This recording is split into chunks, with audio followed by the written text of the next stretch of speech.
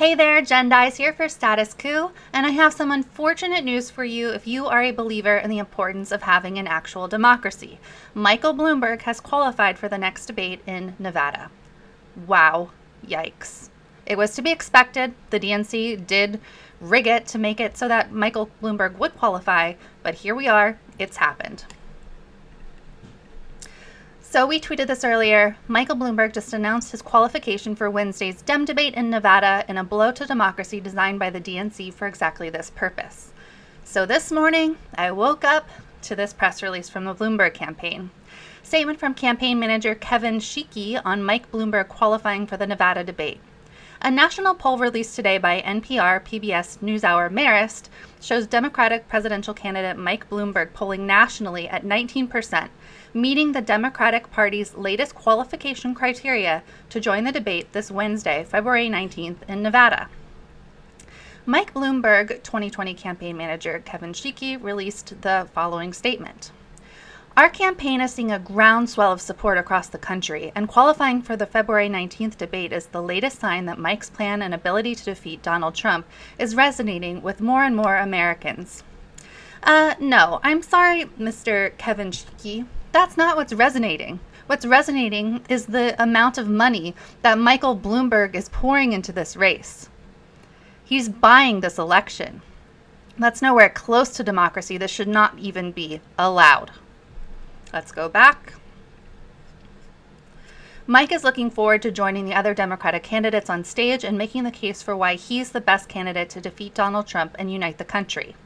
The opportunity to discuss his workable and achievable plans for the challenges facing this country is an important part of the campaign process. Since Mike launched his campaign 13 weeks ago, he's met with voters in 25 states and 62 cities. Our crowds continue to grow, and our coalition continues to broaden. Side note by me, again, that's due to Michael Bloomberg's billionaire status.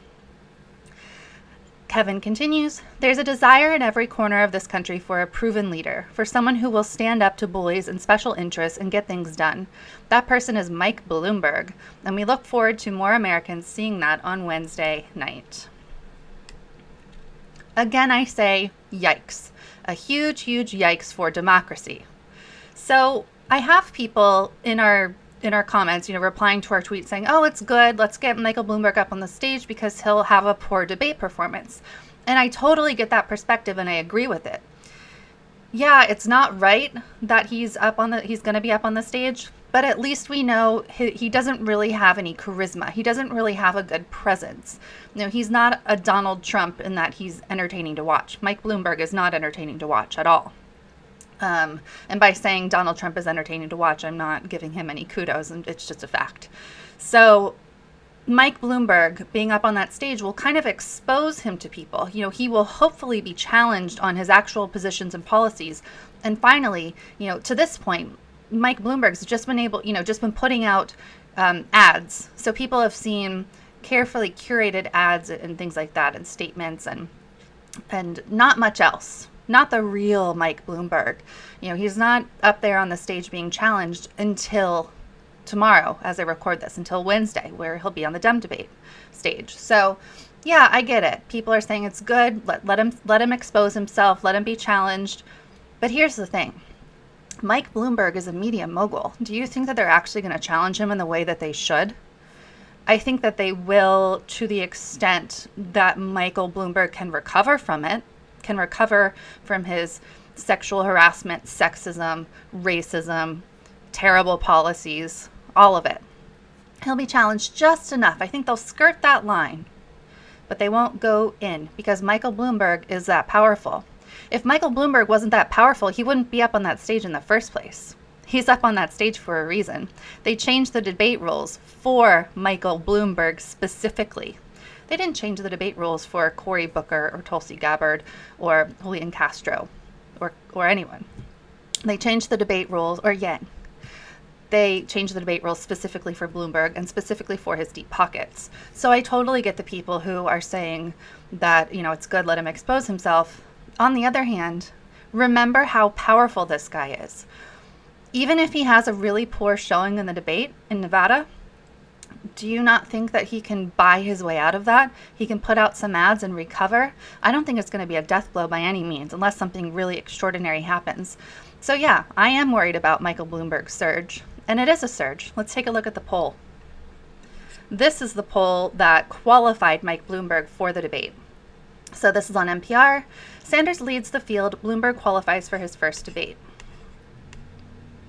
Vermont Senator Bernie Sanders has opened up a double-digit lead in the Democratic nominating contest, according to a new NPR PBS NewsHour Marist poll.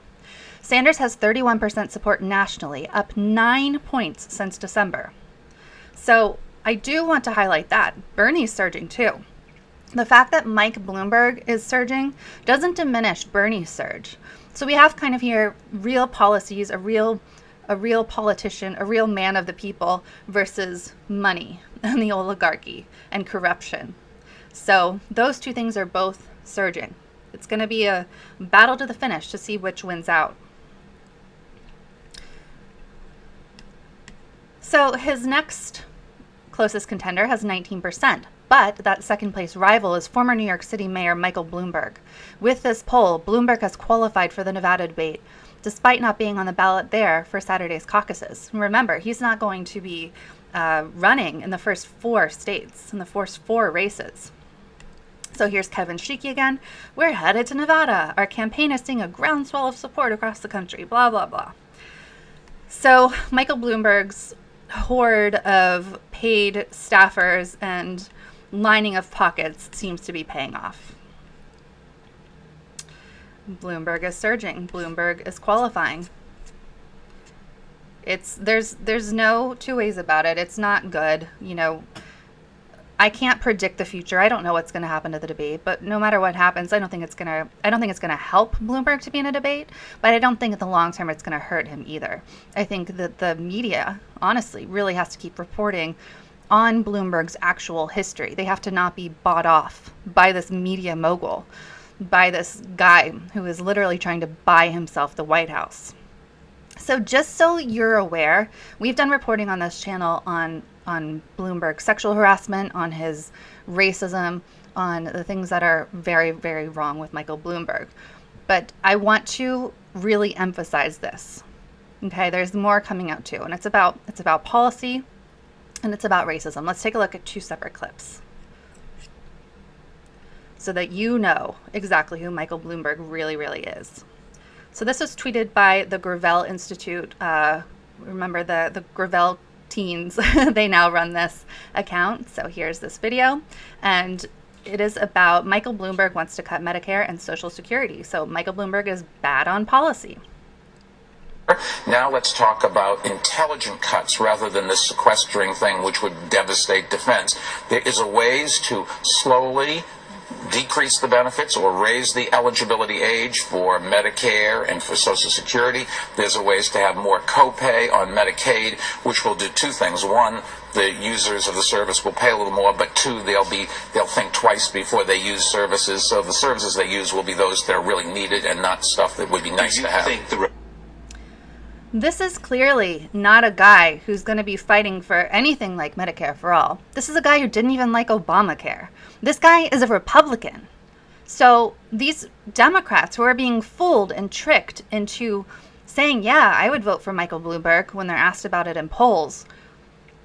It's sad, honestly. It's really, really sad, especially when you look at how he's surging in Black support, which Jordan reported on yesterday. It's really alarming, and the truth has to get out there, and the media has a responsibility to make sure that that happens. Michael Bloomberg can't buy this election. We can't allow that to happen. Benjamin Dixon, another journalist, has been really doing a good job with reporting on Michael Bloomberg, so let's take a look at something he tweeted and a video that he tweeted. Absolutely end this man's campaign now. Black and brown males 16 to 25 who don't know how to behave. This is just one of many, many racist things that Michael Bloomberg has said and done. This cohort of Black and Latino males aged, let's say, 16 to 25 that don't have jobs, don't have any prospects, don't know how to find jobs, don't know what their skill sets are, don't know how to behave in the workplace where they have to work collaboratively. It's highly, highly disturbing. And if you're wondering why Michael Bloomberg is surging, you have to consider how people vote. People vote based on the things that they hear and see. Most people are not into politics like you and I. They don't go in depth on every candidate's policies.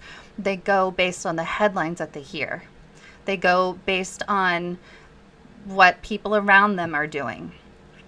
They go nowadays based on who they think can beat Donald Trump. And unfortunately, even though it's absolutely not the case, the PR that Michael Bloomberg is doing is working because people truly believe that he can beat Donald Trump when that is not at all the case. In fact, I have personally on this channel, and so has Jordan, said, yeah, we would absolutely vote for whoever the Democratic nominee is because Trump is too big of a threat. Now, when it comes to a potential matchup between Michael Bloomberg and Donald Trump, I cannot say that I would vote for Michael Bloomberg.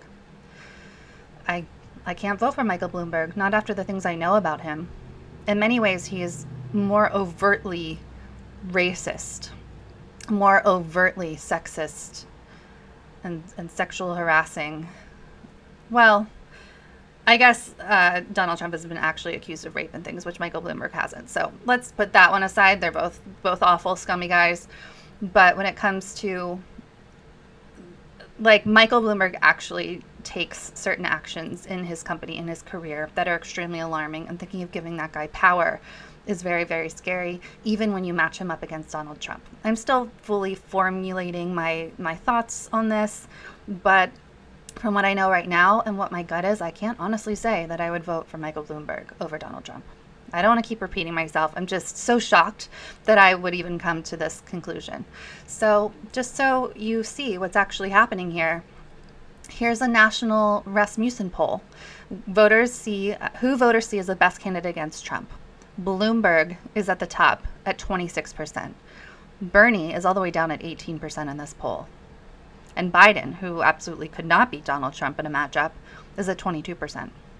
And of course, you see Buttigieg at 12, Klobuchar at 7, and Warren at 6. So this came out today. Bloomberg at 26% as who voters see as the best candidate against Trump. I'm alarmed. How about you? It's scary to me. Michael Bloomberg is not a good guy. He's not a good candidate. He doesn't have democratic policies, and he's not even a Democrat. He's a racist and a sexist and a sexual harasser. He's a very powerful media mogul and more. And he's buying this election, and he's bought his way into tomorrow's debate. So spread the word, share the news. It's important that word gets out there about who Mike Bloomberg actually is. Please smash the like button on this video. We will do more reporting on Michael Bloomberg. We will not be intimidated by him. We will keep reporting the truth. We will be in Nevada on the ground tomorrow, so get excited for that. Some great live content coming out of there from the caucuses and all the events surrounding that. Please consider becoming a member of Status Coup. You'll get behind-the-scenes content, behind-the-scenes video diaries, member calls, all that stuff. Go to statuscoup.com/join. It's because of you that we're able to get on the ground and report and do our investigative reporting. All right, keep your head up. I'll see you soon.